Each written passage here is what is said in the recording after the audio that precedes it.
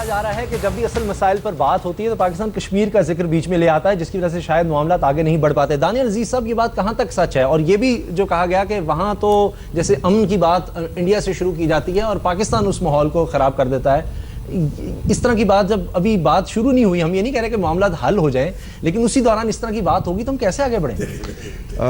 बड़े अफसोस की बात है जी कि हर चीज़ जो है वो पाकिस्तान के ऊपर इल्ज़ाम लगाया जा रहा है। मैं सिर्फ ये बताना चाहता हूँ कि टेररिज्म किसी भी मुल्क को विज़िट कर सकता है। अभी पेरिस में हुआ है, अभी अमेरिका में हुआ है।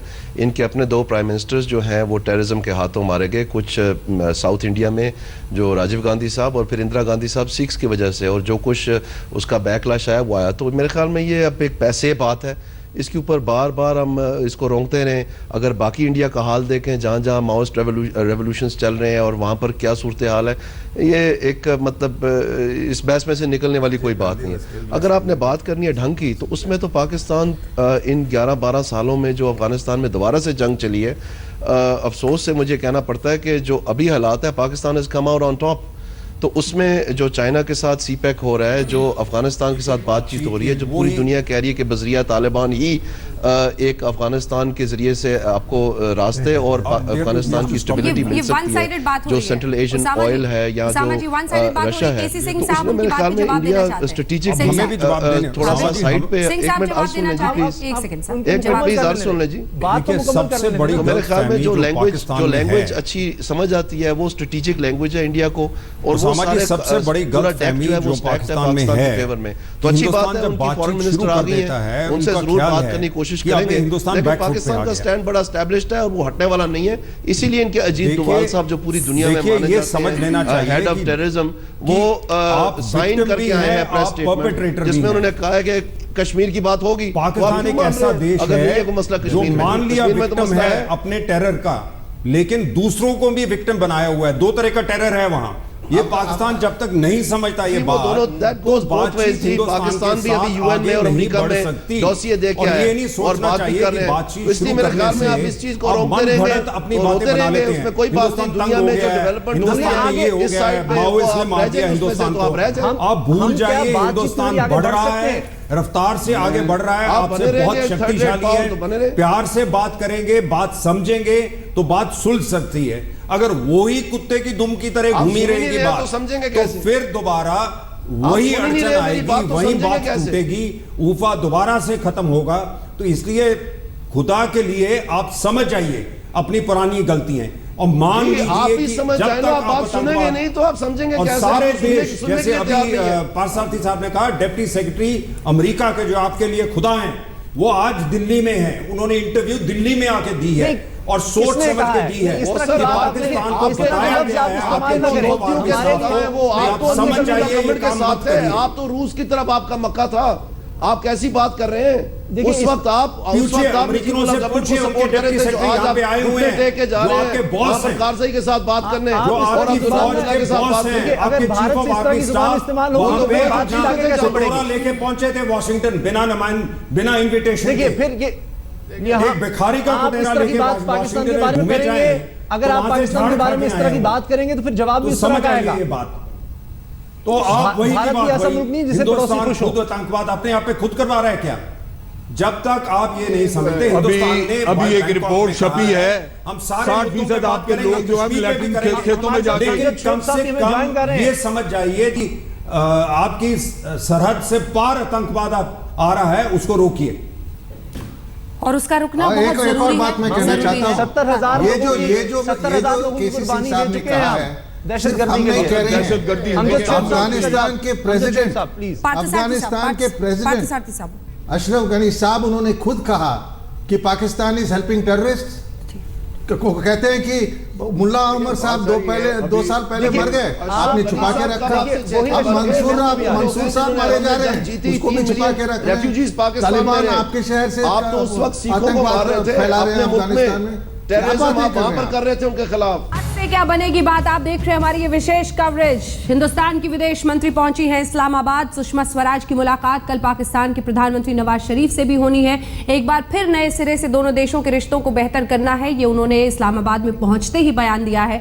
सभी खास मेहमान हमारे साथ बने हुए हैं। जियो न्यूज से ओसामा गाजी हमारे साथ लगातार हमारे सहयोगी बने हुए हैं और उनके साथ वहां पर तमाम मेहमान हैं। लेकिन अब सत्ताधारी पार्टी बीजेपी के प्रवक्ता संबित पात्रा जी हमारे साथ जुड़ गए हैं। संबित पात्रा जी, पहले तो आपने कहा बीच में जब हुर्रियत नेताओं से उनकी मुलाकात हुई कि अब हम बातचीत नहीं करेंगे, फिर एनएसएस की मुलाकात हुई बैंकॉक में, अब सुषमा स्वराज गई हैं। बात से बनेगी बात, कैसे आई है उम्मीद की ये डोर, क्या बदला है पाकिस्तान की तरफ से? देखिए अंजना जी, डे 1 से ही हमारा जो पक्ष था, हिंदुस्तान का पक्ष बड़ा स्पष्ट था। डे 1 जब नरेंद्र मोदी जी का स्वेरिंग इन हुआ, हमने बड़े अदब के साथ इनवाइट किया नवाज शरीफ को कि आप आइए और इसमें शिरकत कीजिए, क्योंकि एक नया चैप्टर हम चाहते थे, अमन की चैप्टर चाहते थे। हम चाहते थे कि पीस हो और इस पूरे एरिया में पीस रहे। नवाज शरीफ आए भी, मगर हमें याद होगा जब नवाज शरीफ आए तो डिस्कशन हमारे चैनलों में भी और वहां भी रहा कि नवाज शरीफ शायद कोई परमिशन लेके आ रहे हैं, वो आएंगे या नहीं आएंगे, वो किससे परमिशन ले रहे हैं, वो तो खैर ओसामा जी बता पाएंगे कि किससे परमिशन सीख कर रहे थे, मगर आए और उसके बाद बात कर लेता हूं ना। आप फिर मुझे बीच में ब्रेक से पहले भी आप लोग बात कर रहे थे, हमारे मेहमानों को बात करने जब ये कहते हैं जरा सवाल भी करते हैं, अब आप सवाल करें, हमें जवाब देने दें कि अच्छा आप जवाब दे दीजिएगा। ये बात पूरी कर ले, टॉक हो रहा है जैसे ही ये बात पूरी करते हैं फौरन आपके पास आएंगे। हिंदुस्तान में लोगों के दिमाग में आते हैं, पाकिस्तान में ऐसी कोई बात नहीं है। नवाज शरीफ एक इलेक्टेड प्राइम मिनिस्टर है और उनका एक अपना इख्तियार है और वो पूरी कौम की ताईद के साथ गए थे, पूरी कौम की ताईद के साथ गए थे, उसमें किसी से इजाजत की बात नहीं थी। और इस ताईद में सिर्फ एक नेक नियत ही शामिल थी कि आप हिंदुस्तान जाके ये पैगाम दें कि ताल्लुकात बेहतर करने में हम भी उतने ही मुखलिस है, अगर आपने दावत हमें दी है तो।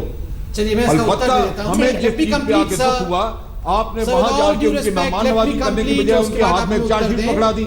क्या ये तरीका है किसी के साथ ताल्लुकात अच्छे करने का? आपने अपने किसे गोल दिया? सर आप तो अभी से ही न्यूक्लियर बॉम्ब छोड़ने लगे हैं। शांति ये अगर आप मेहमान नवाजी का समझते हैं कि ये तरीका कार है तो फिर आपके पास ही रहनी चाहिए, हमें तो नहीं अच्छी लगी है। ठीक है, संबित जी बात पूरी कर लें। ओसामा, संबित जी बात पूरी कर लें, फिर मैं फौरन आपके पास आऊंगी। प्लीज ओसामा जी, शांत हो जाते हैं ना, शांत हो जाइए। उन्होंने मुझे कहा कि ओसामा साहब इसका जवाब दें, तो इसलिए मुझे बीच में आना पड़ा। जी प्लीज आप बात पूरी करें। Thank you.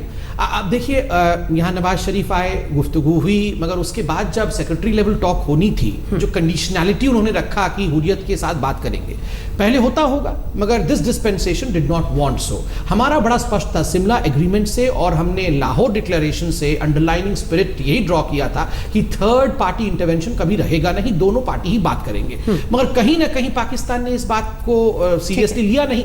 अब हाल फिलहाल में डेविड कैमरून के साथ जब बैठे थे नवाज शरीफ और उन्होंने कहा कि हम बेशर्त बात करने को तैयार हैं, we are ready to drop all kind of conditionalities, ये एक वेलकम स्टेटमेंट उनकी तरफ से रहा। और मुझे लगता है ये रियलाइजेशन तब डॉन इन हुआ जब पूरा विश्व अब एक आतंकवाद के चपेट पे आता हुआ नजर आ रहा है और इंडिया एक बीकन लाइट की तरफ आगे बढ़ता हुआ टेररिज्म को किस प्रकार समाप्त करना है, उस पर एक बहुत स्ट्रॉन्ग मैसेज यूएन में भी और बाकी तमाम चाहे G20 देश हो चाहे कहीं भी, हर जगह प्रधानमंत्री एक स्ट्रॉन्ग मैसेज दे रहे हैं। ऐसे में पाकिस्तान ऑन बोर्ड आना चाहता है, ये एक अच्छी बात है। ये साउथ ईस्ट एशियन रीजन में टेररिज्म का खात्मा हो, उसमें पाकिस्तान भी शामिल हो, जो होम ग्रोन टेरर भी है उसको भी खत्म करे, ये महत्वपूर्ण है। ओसामा जी वहां से रिएक्शन ले इस बात पे। जी दानियल अजीज साहब, ये जो बातें हुई इसका भी जवाब मैं सिर्फ ये कहना चाहूँगा कि ये बातें अपनी जगह है। जो इन्होंने ये कहा कि अपना कोई अमेरिकन डिप्टी सेक्रेटरी की बार बार ये जिक्र कर रहे हैं, हमें अच्छी तरह वो दिन याद हैं जब इंडिया की पार्लियामेंट में नोटों की थदियां जो हैं हवा में फेंकी गई थी, जब आपने ईरान के साथ जो पाइपलाइन की डील थी उसको खत्म करके सिविल न्यूक्लियर डील के लिए सौदा किया था अपने इंटरनेशनल कमिटमेंट से और अपनी इंटरनेशनल बातों से। अब आप सबर से सुन लेना जी, एक मिनट, अब एक मिनट सबर से सुन लेना। सही बात सुनेंगे ना, तो उस वक्त एक मिनट जी, प्लीज मैंने सुन लिया आपकी बात, ये आप ज्यादती कर रही हैं, लेकिन सही बात पर, सही बात पर, तो उस वक्त कौन खुदा बना हुआ था? आप खुद ही बता दीजिएगा। आपकी अपनी पार्लियामेंट बता रही थी, हम तो नहीं बता रहे थे। आप मत पहुंचिए हमारी संसद तक। बातें जरा सही इस देश की संसद को, इस देश की संसद के हाथों में रहने दीजिए। देश के नेताओं की बात शिमला की, उसमें जहां तक आप प्लीज जी अगर काइंडली मुझे सेंटेंस कंप्लीट करने दें, उसके बाद ये जुमला मुकम्मल हो जाए। मैं इसलिए कह रहा था कि अल्फाज जो है अच्छे होने चाहिए, वहां से ये जुमला आया था, इसीलिए फिर यहाँ रिस्पॉन्ड किया जा रहा है। चले, मैं उम्मीद करता हूँ इस तरह के जुमले नहीं आएंगे। तो इसलिए मैं कह रहा हूँ कि इन हर चीज का जवाब है। आप इंडिया वाले जो आपके गेस्ट बैठे हुए हैं, ये काइंडली ये बताएं कि ये कह रहे हैं कि किसी चीज पे आगे बढ़ने की मुश्किलात हैं, पुरानी बातें आप बार बार याद कर रहे हैं। अगर इस तरह से करना है तो जहां आप 100 बताएंगे हम 300 बता सकते हैं, लेकिन क्वेश्चन ये है कि इकोनॉमी को बढ़ाने के लिए जो एक साहब ने आपकी जानिब से बात की और इस खिते में लोगों की खिदमत बेहतर करने के लिए अगर इंडिया कदम आगे बढ़ाना चाहता है तो Pakistan is more than willing. लेकिन ये नहीं हो सकता कि आप एक ऐसी नजर से पाकिस्तान को देखें कि कोई कम तरीका फैसला, बिल्कुल कोई भी नहीं, उसमें कोई गुंजाइश भी नहीं है, एक सेकंड की बर्दाश्त भी नहीं है। ठीक है, सिंह साहब जवाब देना चाहते हैं। सारे लोग एक एक करके इसका जवाब। एक मिनट की एक मुख्तसर सी बात सुन ले।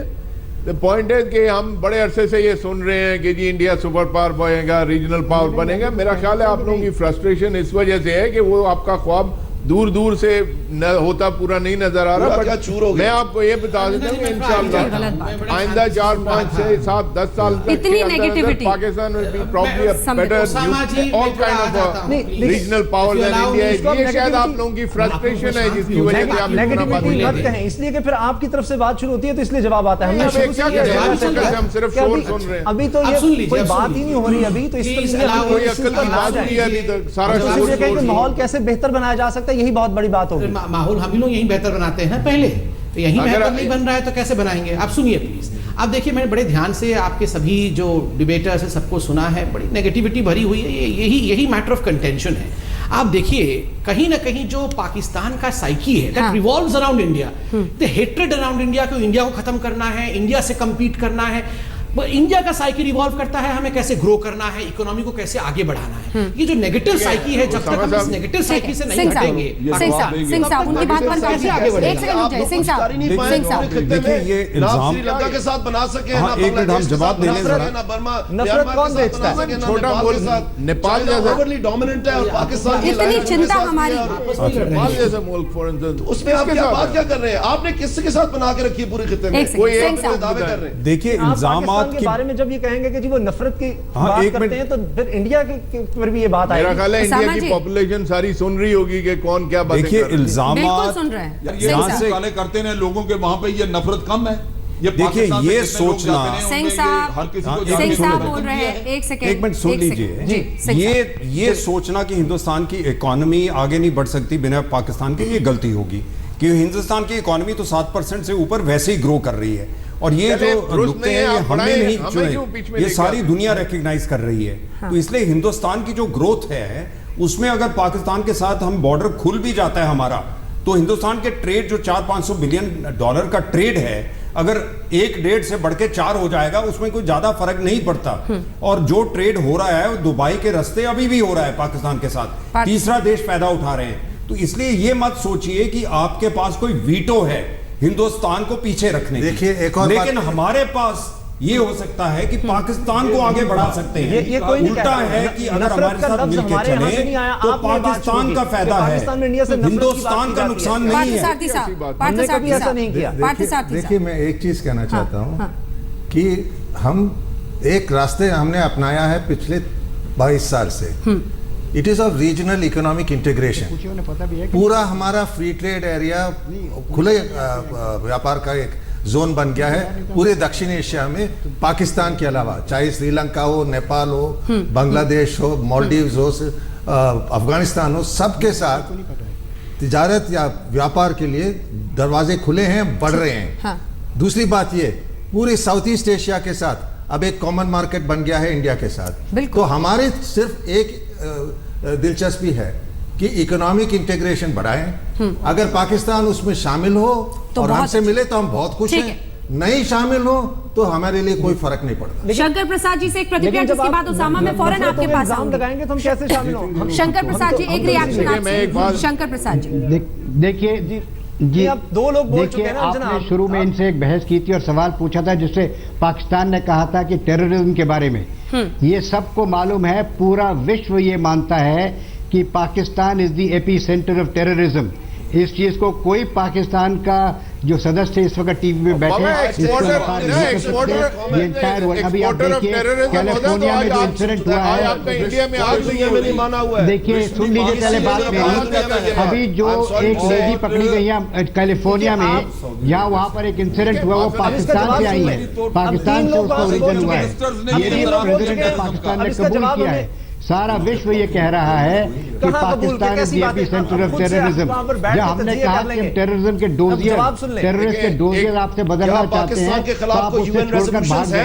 हमने आपके एनएसए को बुलाया और आपके एनएसए से कहा कि अपने डोजियर ले आइए, हम देख लेंगे, आप हमारी तरफ से डोजियर ले जाइए। उन्होंने उस बात को रद्द कर दिया। वो सिर्फ जब टेररिज्म की बात करते हैं तो कश्मीर की बात ले आते हैं। अगर आपको कश्मीर पे बात करनी है तो अवश्य कश्मीर की बात कीजिए, लेकिन कश्मीर की बात एक जगह है, उसका मसला हमारे पास है। लेकिन अभी बात केवल टेररिज्म की हो रही है, इकोनॉमिक डेवलपमेंट की हो रही है। अगर आप इस बात से नकार करते हैं कि सारा विश्व ये कह रहा है कि एपी सेंटर पाकिस्तान है, तो आप गलत सोच रहे हैं। अभी मैंने कहा वो महिला जो अभी अमेरिका में जिनके साथ वारदात हुई है वो भी पाकिस्तान की थी। तो सारा विश्व ये मान रहा है, आप इस बात को क्यों नहीं मान रहे? आप खुद टेररिज्म से इतना पीड़ित हैं। जब तक आप खुद टेररिज्म से नहीं लड़ेंगे तब तक ना तो आपकी इकोनॉमिक डेवलपमेंट होगी, ना आपकी कोई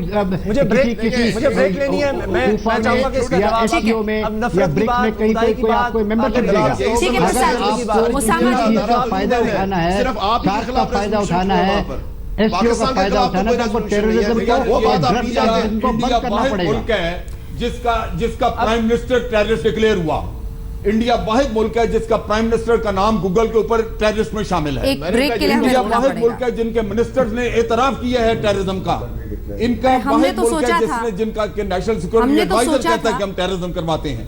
हमने तो ये सोचा था कि नफरत कहां से, यहाँ से, वहां से में हम उलझेंगे नहीं, लेकिन हर बार टीवी पर भी एक बहस यहीं पर आकर अटकती है।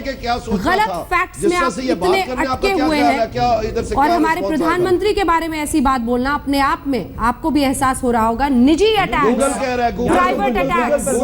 उसामा जी, आपको अपने मेहमान के सामने सख्त आपत्ति इस बात पर जाहिर करनी चाहिए। हमारे प्रधानमंत्री के बारे में हमने कभी भी नवाज शरीफ के बारे में कोई भी प्राइवेट कमेंट, प्राइवेट रिमार्क इस तरह का नहीं किया है।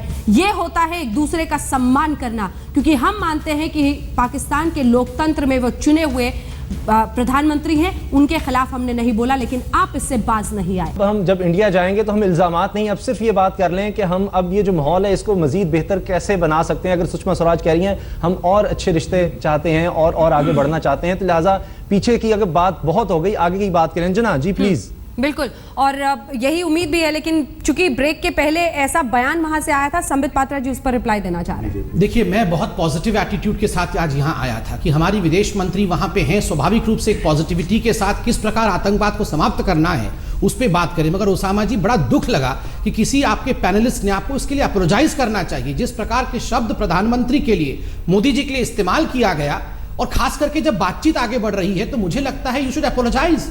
आप बताइए, आपके यहाँ एक प्रेसिडेंट रहे परवेज मुशर्रफ, जिन्होंने हाल फिलहाल में एक इंटरव्यू में कहा कि हमारे जो हीरो हैं वो ओसामा बिन लादेन हैं, हमारे हीरो जो हैं वो हाफिज सईद हैं। ऐसे तो हीरो आपके हैं और आप हमारे प्रधानमंत्री के बारे में ऐसा कह रहे हैं। आप prime minister is a global leader, he is a beacon light for the fight against terrorism. निकाल के देखें या तो आपकी समझ जो लड़ाई है उसके बीकन लाइट है, एक टॉर्च बियरर है। आप प्लीज अपोलोजाइज करिए। हमें अदब के साथ डिबेट को आगे बढ़ाना चाहिए। आप ये बताइए, आप अपॉलजी को छोड़िए, आप बताइए स्वराज के इस दौरे से कम से कम क्या हासिल हो सकता है? एक आदमी पाकिस्तान को एपिसेंटर ऑफ टेररिज्म कहा, जबकि आपके मिनिस्टर जो हैं वो इतराफ करते रहे टेररिज्म का। आप अपोलोजाइज करें कि आपने पाकिस्तान को क्यों? He is a security expert, sir. He is a security expert. He is a renowned security expert. उन्होंने अगर कहा है कुछ तथ्यों के साथ, तो आप उसको तथ्यों के साथ डिबल्क करिए। इस प्रकार पर्सनलाइज अटैक क्यों कर रहे हैं? क्यों नहीं? आपके पास वैसे तथ्य होने चाहिए। You should have those kind of evidences. अगर हम आपके मुल्क में टेररिज्म करवा रहे होते तो 50,000 आदमी आपके मुल्क में मरता। प्लीज अपोलोजाइज करिए, ऐसे नहीं होता है। 50,000 अगर टेररिज्म हम करवा रहे होते, आपको तो हमारे मुल्क में आपने टेररिज्म करवाया, आपको गर्व होना चाहिए कि ऐसा एक व्यक्ति साउथ ईस्ट एशिया में है जिसका नाम नरेंद्र मोदी है। जहां आपके leader of the south east Asian countries, खाली हिंदुस्तान लीडर नहीं है, वो पूरे साउथ ईस्ट एशिया के लिए सोच रहे हैं। तो मैं क्या करूं? अमेरिका ने उसका अरे आप शांत हो जाइए, खुश तो हो जाइए, थोड़ा मुस्कुरा तो दीजिए थोड़ा कि ऐसा लीडर मिला है मोदी जैसा। अगर अमेरिका ने यूरोप ने बंद किया तो मैंने तो हमें इसी के साथ अब इस कार्यक्रम का अंत करना पड़ेगा। उम्मीद ये रखेंगे कि मुस्कुराहटों के साथ जब हमने इस बुलेटिन की शुरुआत की थी, मुस्कुराहटों का दौर रहे।